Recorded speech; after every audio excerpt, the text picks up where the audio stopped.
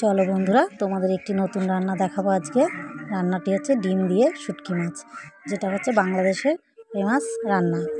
তো চলো রান্নাটা স্টার্ট করা যাক। আমি কড়াইটা বসিয়ে কড়াইতে তেল দিয়ে দিয়েছি। তেলটা গরম হয়ে যাচ্ছে। এবার এই গরম তেলের মধ্যে আমি এক এক করে ডিমগুলো ছেড়ে দিয়েছি। ডিমগুলো ভাজা হয়ে গেছে, ডিমগুলো আমি তুলে নিলাম। ডিমগুলো তুলে নিয়েছি। এবার ওই তেলের মধ্যে এক এক করে আলুগুলো ছেড়ে দিলাম। আলুগুলো বেশ লাল লাল করে ভাজা হয়ে গেছে। এবার আলুগুলো আমি এক এক করে তুলে নেব।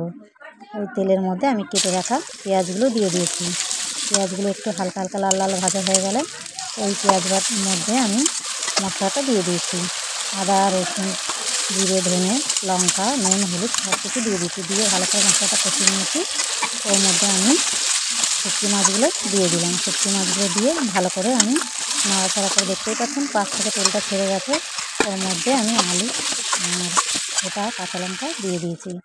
দিয়ে ভালো করে নাড়াচাড়া করে জল দিয়ে দিয়েছি। এবার ওর মধ্যে এক এক করে ভেজে রাখা ডিমগুলো দিয়ে দিলাম। ডিমগুলো দিয়ে এবার আমি ঢাকনাটা দিয়ে দেবো। কিছুক্ষণ পরে ঢাকনাটা খুলে আপনাদের দেখাচ্ছি। দেখুন তরকারিটা প্রায় হয়ে গেছে। রান্না আমার কমপ্লিট। খেয়ে দেখবেন, ভালো লাগলে থ্যাংক ইউ।